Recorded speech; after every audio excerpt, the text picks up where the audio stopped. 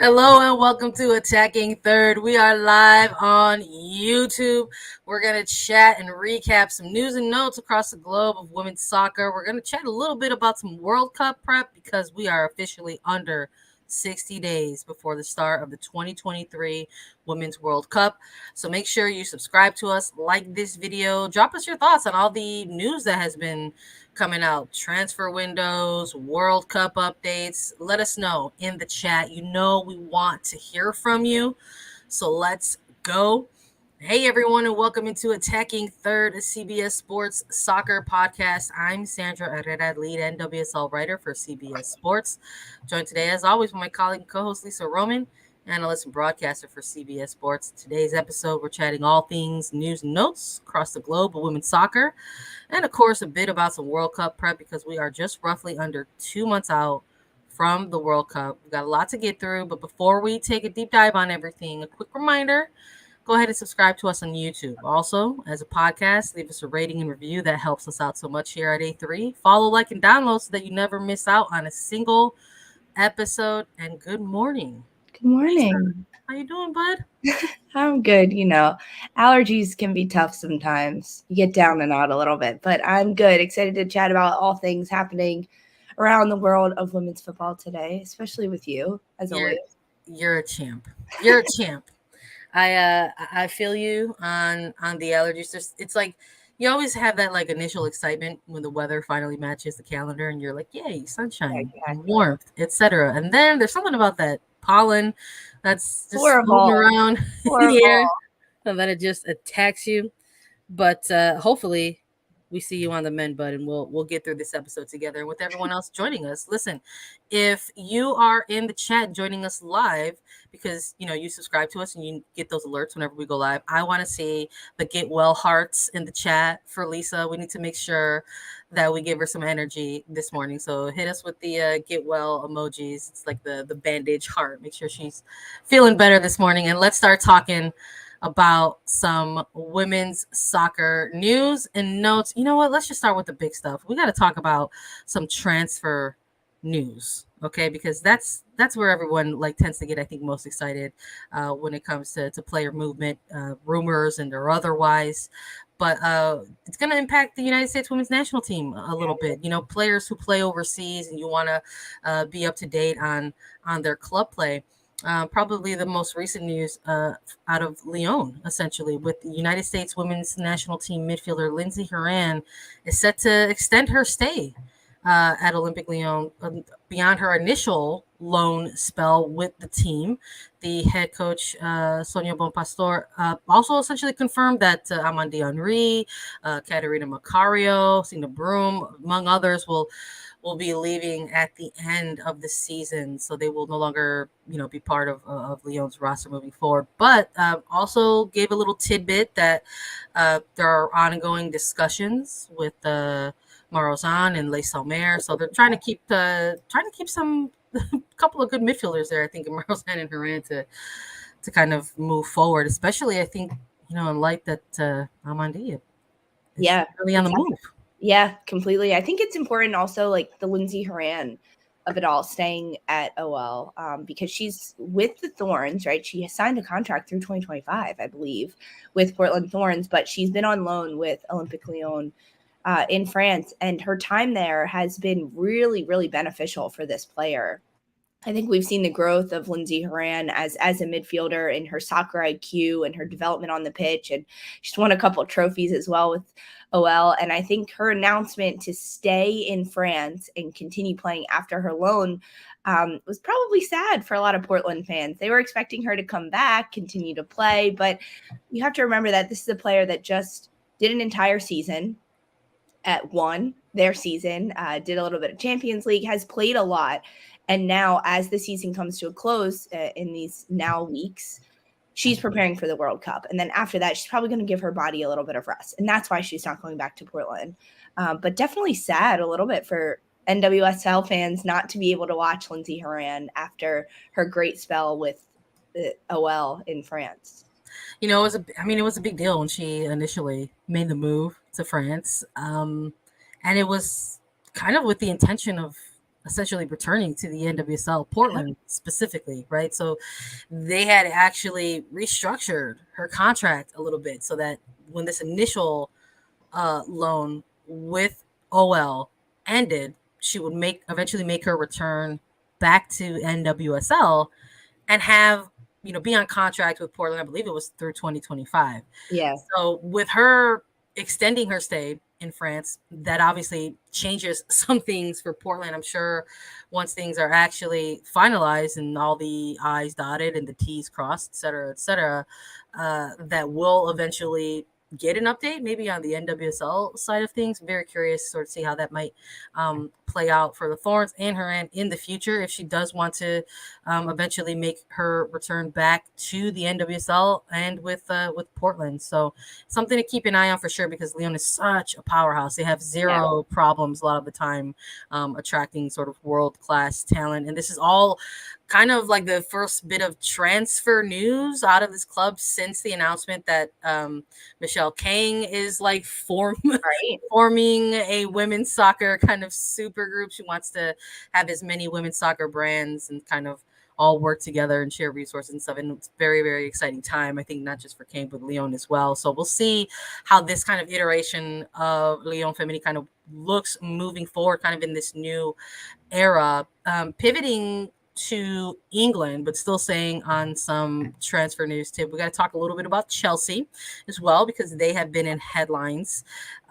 Former world record signing Pernille Harder announced that she's going to leave Chelsea at the end of the season, and that includes news around Chelsea captain Magdalena Eriksson as well. She also confirmed that she'll leave Chelsea at the end of the summer after 6 years with the club. And look, there's like the news with these two players it's a big deal for like two different reasons. It's like Pernille, it's like I mentioned that she was a world record signing for them in terms of it's money, right? They showed her the dollar signs and said, hey, sign on this line. We want you here at Chelsea with us. Emma Hayes is building this sort of super team to try to make sure that they can compete and keep that grip on Women's Super League and eventually try to get over that hump in Champions League.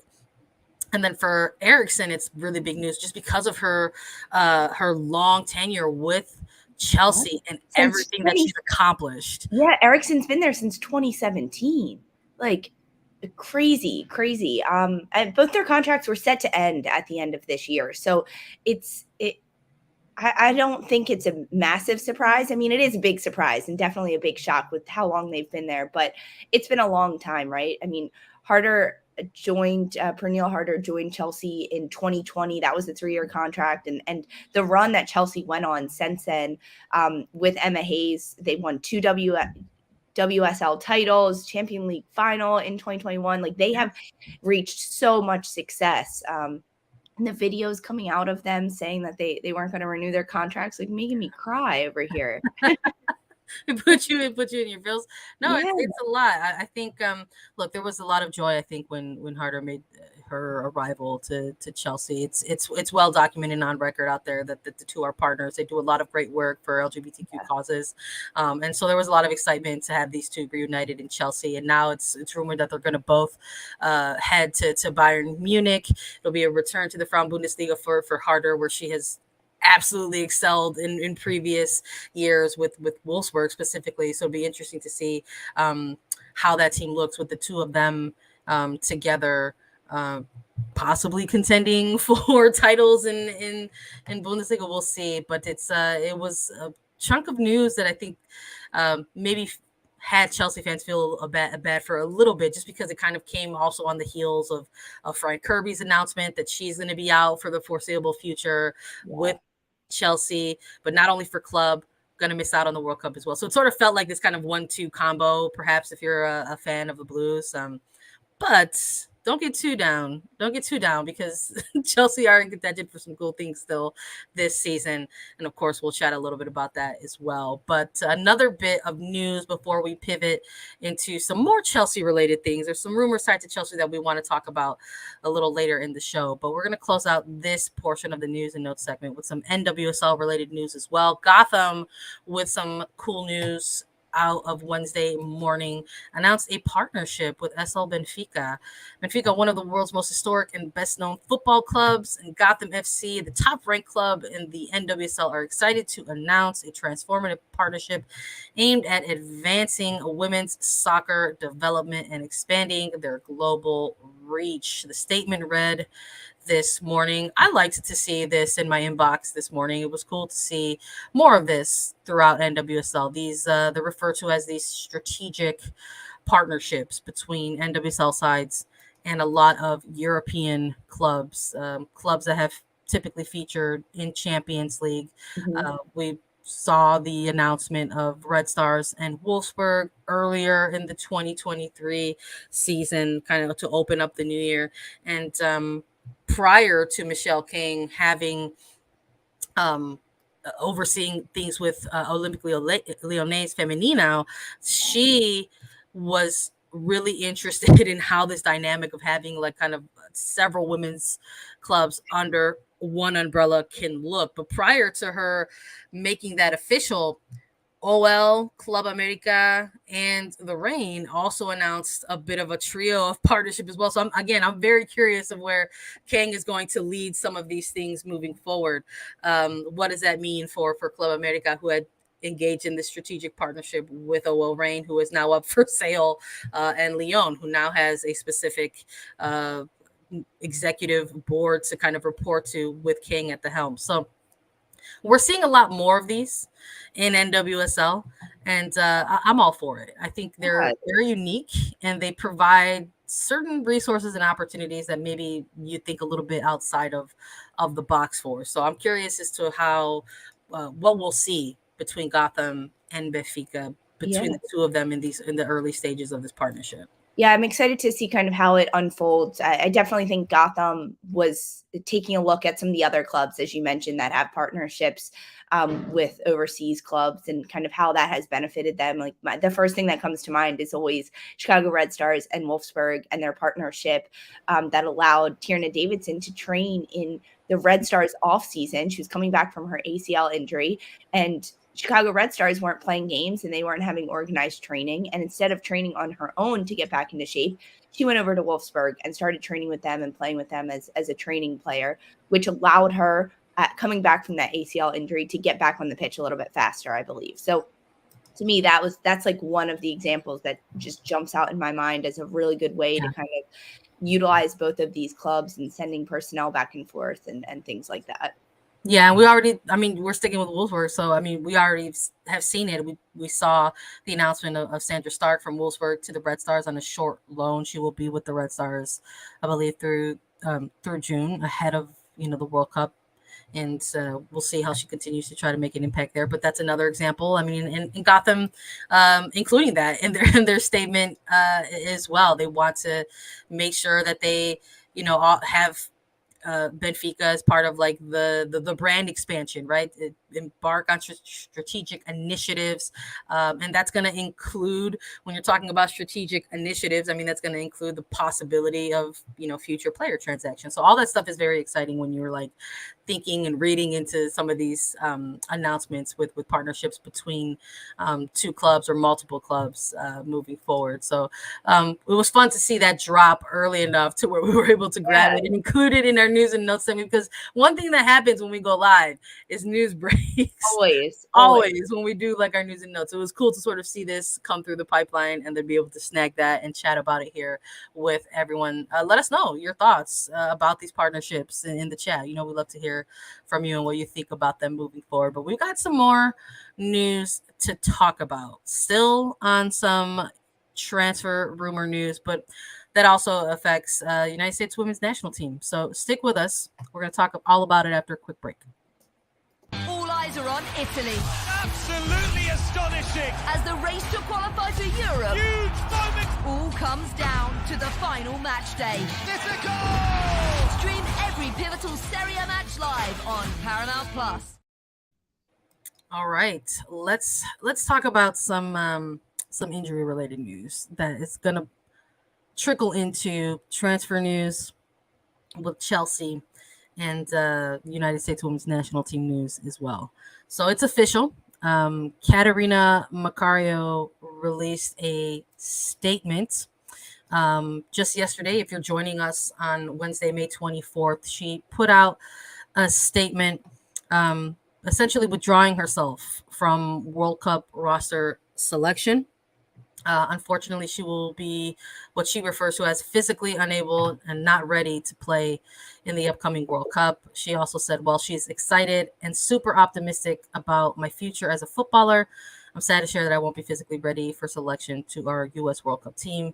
She goes on to further thank the hospital and sports orthopedics who have helped her along her journey. And she also said that she will continue to support and cheer for the U.S. women's national team as they embark on their World Cup journey. So, Lisa, just talking about this bit of news, you and I I feel like we've been building up to this World Cup for what feels like 2 years now, right? Since really the start of Attacking Third. I mean, we launched when this team headed to Tokyo for the Olympic Games, and we've been doing U.S. women's national team coverage ever since then. And the build up to this World Cup and following this team into the CONCACAF W Championship. And now we're less than 2 months out. And part of the many storylines around the U.S. national team specifically, were some of the injuries that have impacted this team in the buildup to the 2023 World Cup. Catarina Macario has been one of those players. She unfortunately tore her ACL last June in the final league match with Lyon against a lowly bottom table team. They ended up thumping them 4-0, and she had come out of that game just 13 minutes into the match. Yeah, just and heartbreaking. This is also just after she helped Lyon win their 8th Champions League title, a match against FC Barcelona, a machine of a team at this point, a game in where she scored in that final, helped them lift that title. So riding high, right? To sort of have all that momentum kind of hit a brick wall, and then you tear your ACL right before what's essentially the CONCACAF W Championship, World Cup qualifier, and Olympic qualifier. It was devastating. And I feel like ever since then, we just sort of had Macario in the back of our minds, like, hey, the timeline for ACL rehabilitation can vary sometimes. Yes. Is there still a shot? And now this is sort of like, as the time went on, we sort of felt like the timeline was getting shorter and shorter and shorter. And even though in the back of your head, you're like, it's not looking good, there's something about when it comes from a player, right, and the player says, I'm done. It just hits a little different. Completely. I mean, she's so young, 23 years old. The future, there's a long future for Catarina Macario, but I think a lot of fans, as you talked about last June, was kind of like, as soon as this happened, I mean, I remember watching that game where she went down and then we find out it's her ACL. Everyone starts doing math. They're like, okay, when does the World Cup start? When could she possibly be back? And as you mentioned, the recovery for ACLs varies drastically, and there are a million factors that go into it. She was at the FIFA Rehabilitation Center in Qatar for a very long time, recovering there with top doctors in the world, working specifically with soccer and football athletes. And there are setbacks and there are things that happen. And as you mentioned, the timeline for fans and for us was getting shorter and shorter. Imagine how it must have felt for her as she is just trying to recover, just trying to, hey, let's get back to running. Let's get back to equal strength between both of my legs. She's got the weight of the World Cup on her shoulders, of fans on her shoulders, of Black Wadanovsky checking in on her shoulders, not in a bad way, but just another added pressure versus just someone else tearing their ACL looking to get back. And over the last couple weeks and couple months, you and I have talked off air privately, just because this is what we do and this is what we're interested in, about if we're going to see her. And it was always like, yeah, we would take her, even if she has only trained, we would take her to the World Cup. That's how crucial and vital she is of a player to this team. It would be worth it for us, for her to be on that roster. Now, over the last 2 weeks, 3 weeks, as the timeline has gotten shorter and shorter and shorter, and she has yet to play a game, she has yet to train, yet to say, I'm back doing non-contact training. There was a spell there where fans thought, hey, maybe she'll sign with an NWSL team. That way she's available to play mid-May. she'll Those come back. games, yeah. And she'll at least play games and at least be able to get games under her belt before the roster is named. But the timeline was just too short, and it's not worth it at that point to rush a player's injury, especially a player at the age of 23 who, yes, 4 years is a long time for another World Cup, but she'll still be under the age of 30 at that point. Like, she still has a World Cup. Well, yeah. Yes, like she still has plenty of soccer left to play. I think definitely coming from the player, right? Her mouth, her words coming out to the fans means a lot more than just her name not being on the roster. I think getting out ahead of it a little bit and saying, like, listen, I know where I am in my recovery.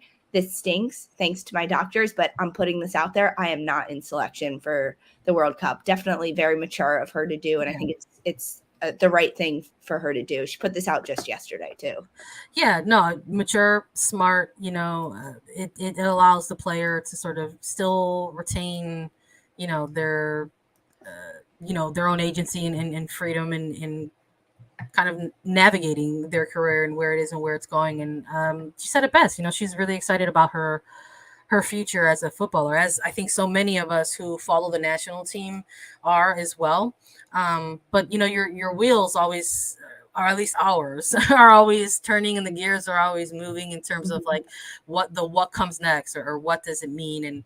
And while we knew it was an extremely long shot for Macario to try to make a return back, get games in, and make a really strong case for the World Cup roster, we just knew that the time kept running out, and there were the options where it looked like to try to get games in the window was getting slimmer and slimmer and slimmer. So to sort of see her come out with this and talk about all the reasons why she might not be able to play in the World Cup is still kind of just for lack of a better word, it's just a real bummer to see it and to kind of just have it official in front of your face, and to know that that's not going to be an option, because even with those slim opportunities, that slim timeline, you just still look at Catarina Macario and you say, this is a generational type of player, Totally. A player that if she's able to run, you take her. And that was kind of the energy, I think, around this player, even with this injury that kind of had some setbacks at times. I mean, we opened up 2023 with that January camp with this national team. She wasn't part of that New Zealand camp, wasn't able to go. But even out of the early New Year updates out of those camps, and Andonovski kind of saying like, hey, maybe we'll see her in trainings for She Believes Cup. Maybe we'll, end of March, and then it was end of April, and then it was maybe May. And it kind of, you have to imagine that perhaps there was a setback, and that happens when you're rehabbing from such significant injury. And it just sort of felt as it kept getting pushed back.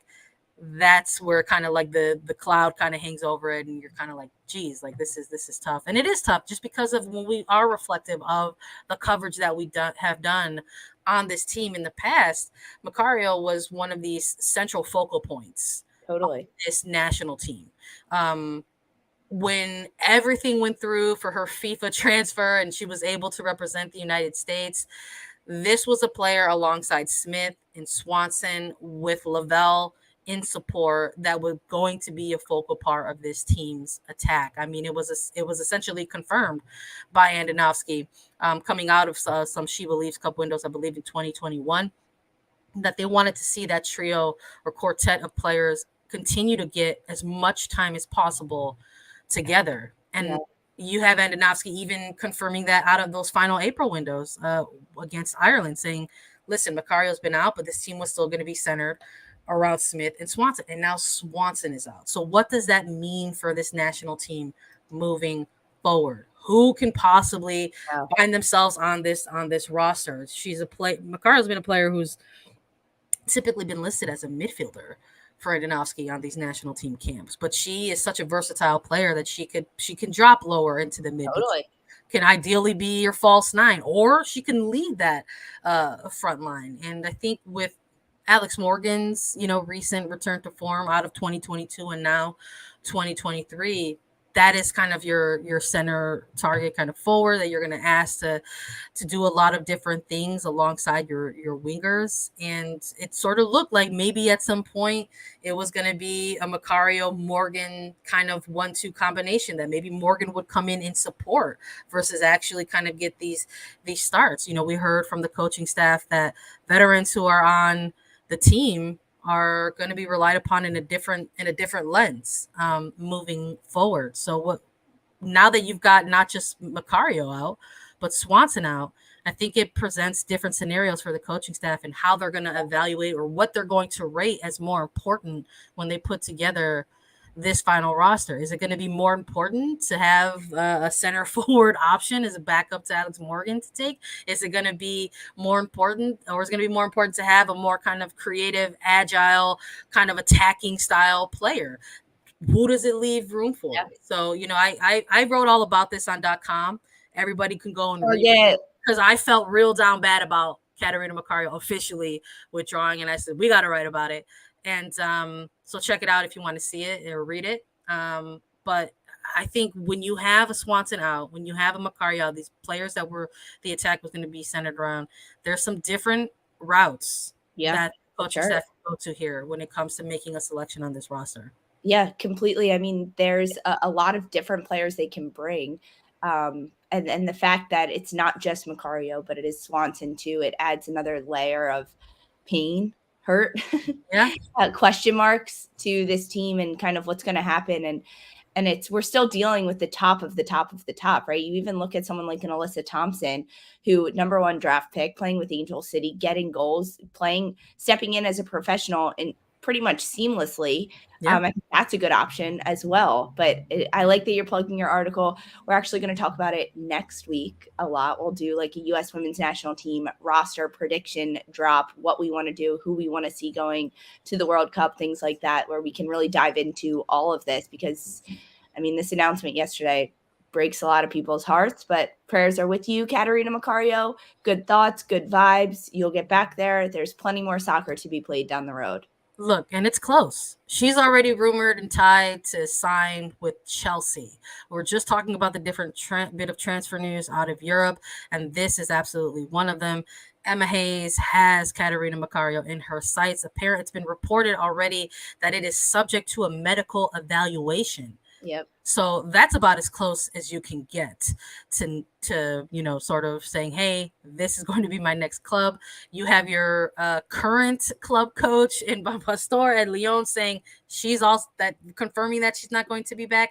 There's just a lot already here that you can pluck from and say Macario is on the move to Chelsea. And but again, that's the caliber of player this is, that you want to continue to build with this player, even as she is nearing her return from an ACL. And I think if you're a Chelsea fan, you absolutely have to be excited about that. You have to be hyped for it. I mean, look, they've got Sam Kerr on a contract till at least 2024. Maybe they've got one more crack maybe at the Champions League if Sam Kerr decides to make a different decision with her career. You want to try to build this team up as much as you can. Lucy's saying it right. Macario is a 10, Sam Kerr is a 9. That's ridiculous. I know, Lucy. As soon as the transfer rumor about Macario going to Chelsea, everyone was like, jaw dropped. This is going to be an unstoppable front line. I can't wait to see it. I would love to see it, and I can't wait to see it. And it sounds like we're going to see it. The Blues kind of making sure that they're stacking themselves up and are in a good position to stay dominant, not just in Women's Super League, but hopefully get over that hump in Champions League, because there's news out of Paris. Le Parisien has reported that Chelsea will sign Canadian and PSG fullback Ashley Lawrence. And not only are they going to sign her, they're going to sign her to a multi-year deal. So they're just like going out there and picking up players and making these moves.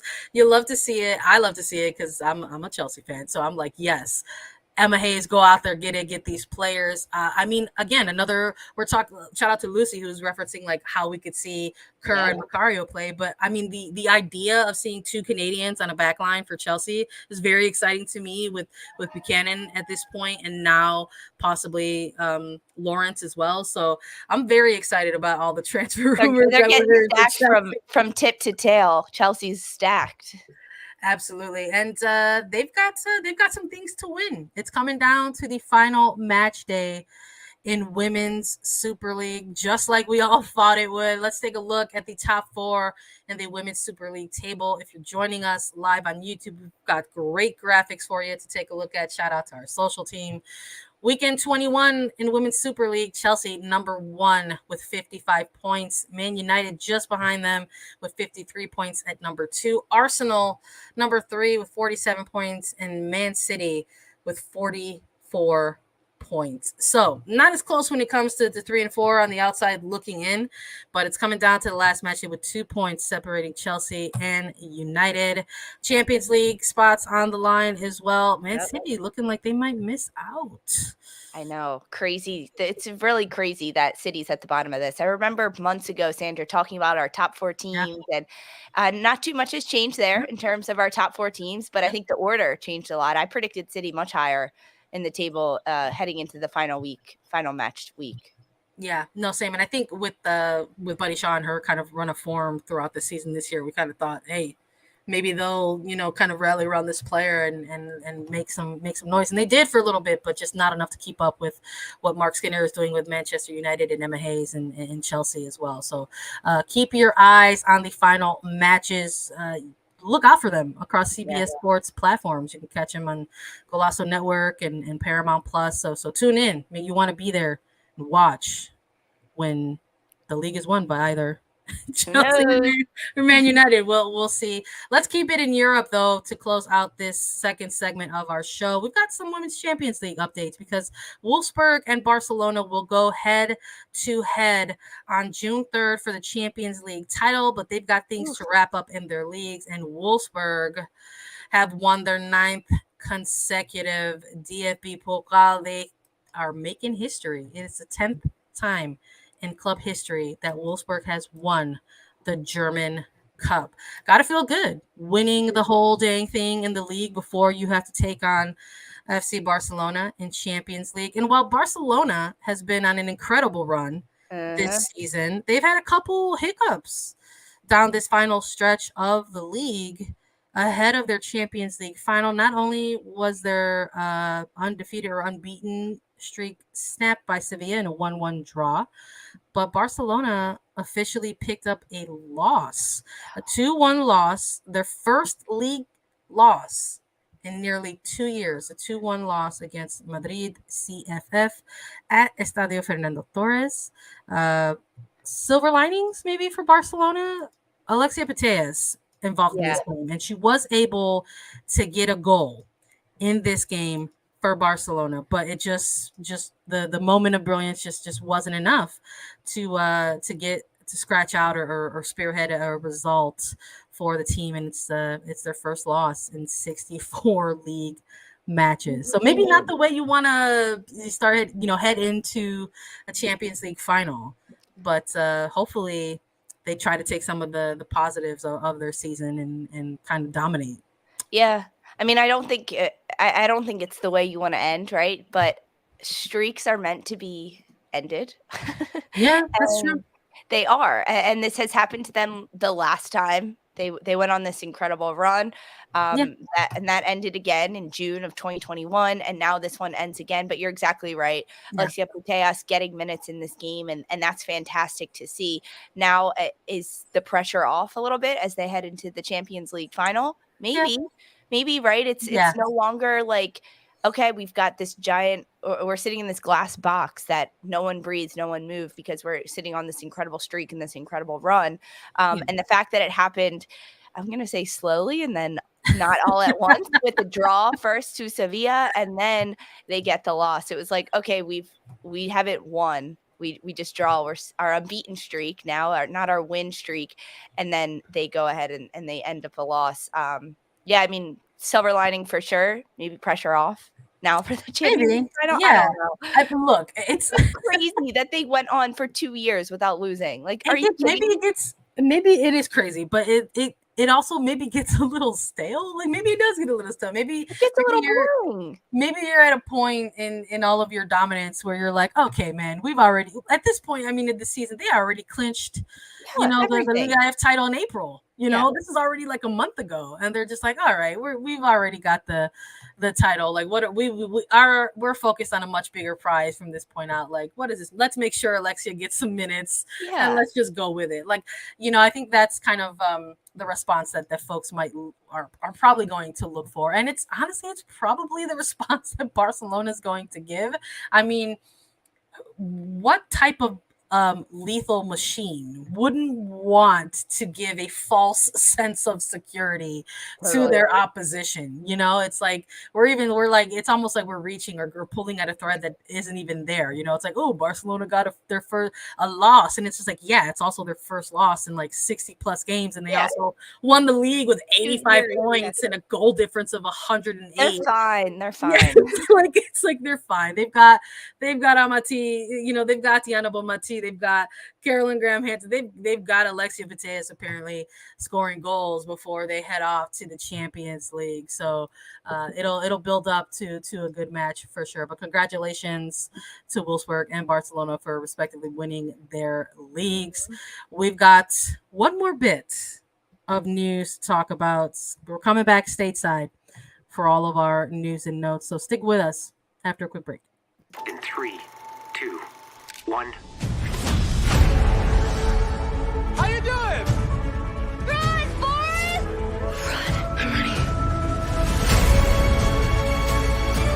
So fetch. Life moves pretty fast. If you don't stop and look around once in a while, you could miss it. All right, let's close things out with some soccer news. Back in the United States, we didn't get an opportunity to react to this because the last time we did a news and notes episode, again, things that break when Attacking Third goes live. If you want news to break, just make sure Attacking Third goes live, because it's like it'll happen right when we're on air. So we didn't get a chance to react to this, so we wanted to bring it on to this episode and give ourselves a chance to discuss it with you all. News out of the USLW League. Shout out to President Amanda Vandervoort. We actually had an interview with her some time ago, so make sure you go and check it out because there was a lot of good information. But the USL Super League will launch in 2024, and the new update is that it is going to launch not as a second tier league as it was initially announced, but as a first division league in the United States. Big news. Massive. This is massive coming out of the USL Super League and the W League that is to join. It was already going to be exciting because we need more women's professional leagues in the United States and more opportunity for teams to compete at a really high level. And when this was announced that it was going to be a Division I league, it basically saying that this will be in direct competition with the NWSL.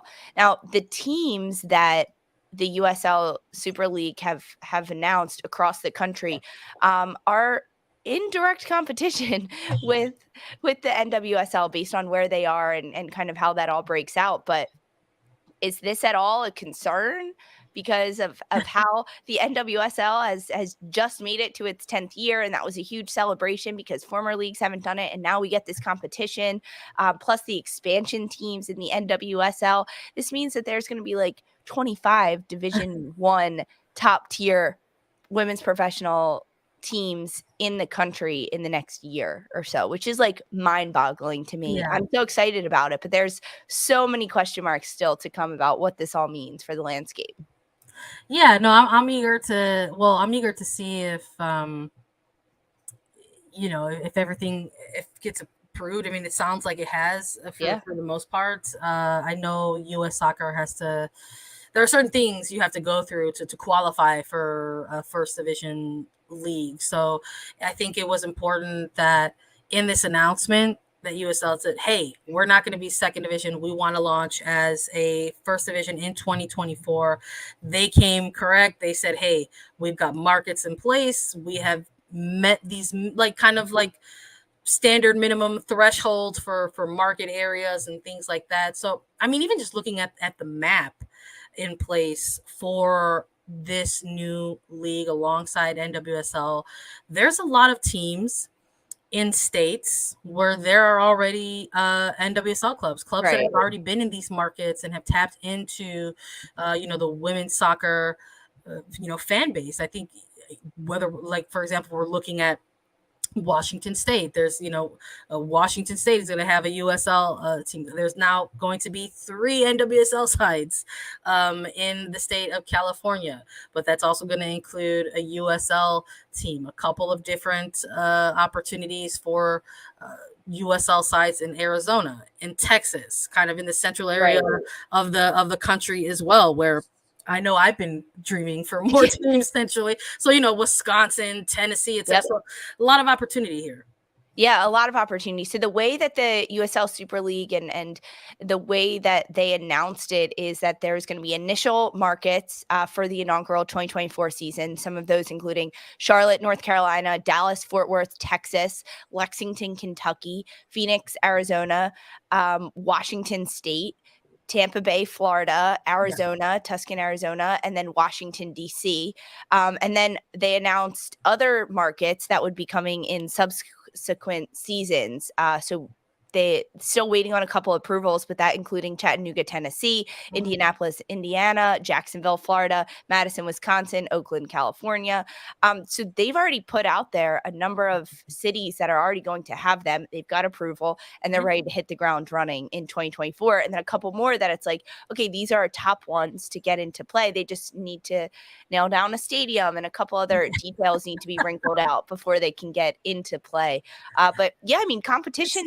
Also, like Washington, D.C., like the fact that it's very specifically Washington, D.C., there's already Washington Spirit there in Washington, D.C. That's the only one so far that's like in direct city competition that has been announced so far. No, it was interesting to sort of see the layout of the map and the announcement when it came through, and it's all excellent points that you bring up, but they're not little points; they're big ones. It's like not only do you have to have the interested markets, but you've got to have the money behind it, and in ownership groups, the facilities, etc. Like there are certain minimum standards that these clubs are going to have to meet in order to retain and maintain a Division I or a First Division status within the U.S. soccer sphere in this country. So I mean, it's we hear it all the time that competition is a good thing, but I don't know if out of 2024 that this is going to be something that's going to be considered like direct competition with NWSL specifically. I think one of the things that I think are really interesting about it, though, that will set itself apart from NWSL. So maybe there's not going to be like direct like that immediate direct competition in terms of, I think when I think of competition, it's like which players are you stealing from which league? And I don't know if that's going to happen right away. I just don't, I don't think like Lindsey Horan is going to come back to the States and play in the USL league. I just don't. So I don't see that happening. Anything's possible, of course, but I just don't think that's gonna happen. So, and it's also on a different schedule, right? They're going. So I was alluding to. There's a lot of cool different things here that can set USL apart from NWSL. One of those things will be this schedule. So we've heard a lot of this, this back and forth about the benefits of going to, an August to June kind of schedule instead of a, kind of not as year-round schedule like the league is. They have a spring, they have a spring to fall league, and so they want to have, August to June, and sort of make sure that they're also on a similar global calendar schedule, and that is something that's going to be probably, I think for me more than anything else, one of the main differences that will set them apart from NWSL. Not so much the markets that they've introduced and how they want to go from second division to first division. That stuff is always a possibility if you get all of those right pieces in place, whether it's the money, the investment, and facilities. Yeah. I think what's really going to help set them apart and might attract some players will be the difference in calendar. I do too. I really think that's a big change that a lot of people have kind of circled and their eyes have drawn to it. They just make some interesting points, like the fact that in this inaugural 2024 season set to kick off in August, they're aiming to have 10 to 12 teams when only 8 are initially announced as being able and ready to go. Now, they have a bit more time than, say, the NWSL season that is having Utah Royals in the Bay Area joining in January, right? That's when they need to be ready to go of 2024. This is August of 2024, but still, I think like the idea is there, right? This needs to happen. It does need to happen. There are 101 professional men's soccer teams in the United States. There are 12 women's teams. 12. That is it. Because the way the MLS works is they have these feeder systems, and they have like the Next Pro teams, and they have the USL and League One and Champions League, and they have all these different divisions which act as feeder systems for these players. Now, there's so many different factors that come into this. Is the NWSL going to start doing feeder programs and homegrown programs? I think that would be really beneficial, but that's not going to come just like that. You have to develop that, and you have to be able to make these clubs that have feeder programs and develop children from a young age if they want to do that. That's why it's been so successful in the MLS. I mean, specifically, I'm looking at like the Philadelphia Union. They have so many homegrown players. That's what really they rely on to build their team, not necessarily the drafts and getting international signings, but they're players that they've been developing since they were 10, 12 years old to play within this system. Now, this is going to help, right? Having these another 12 teams. So we go from 12 women's professional teams to 24, 26 in just a matter of 2 years. But 101 compared to the men's is very, very different. It's going to take some growing pains. We're going to see how this all plays out. Yeah, I'm excited to see if they're going to stick with the 8 teams, if there's going to be, maybe we want 10 to 12. They maybe if they expand it to at least 10. I'm very, very curious about it. I think even some of the ownership groups that are like even attached to, to have interest in this. I mean, the club out of Tucson, Arizona has John Perlman and Jeff Arnold as part of their like ownership structure. I mean, Tim Tebow, part of like Jacksonville, Florida's potential ownership, and we've seen a lot out of Forward Madison and Oakland Roots as well. And these are the clubs that want to, add a women's side into their soccer portfolio. So, it's the initial announcements, and I'm sure we'll eventually see some updates along the way.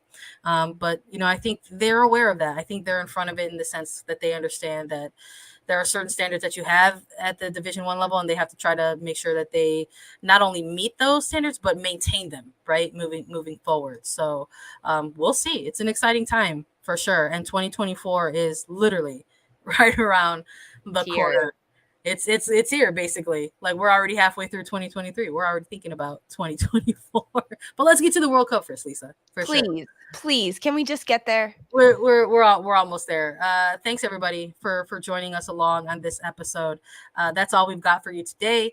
We hope you enjoyed everything that we chatted about. Make sure you tune in along the way for all of our content in the pipeline. Download, follow, listen to us anywhere you get your podcast. Subscribe to us on YouTube at youtube.com/attackingthird. And we'll be back with more content for you. Stay tuned. For Sandra and Lisa Roman, this was Attacking Third.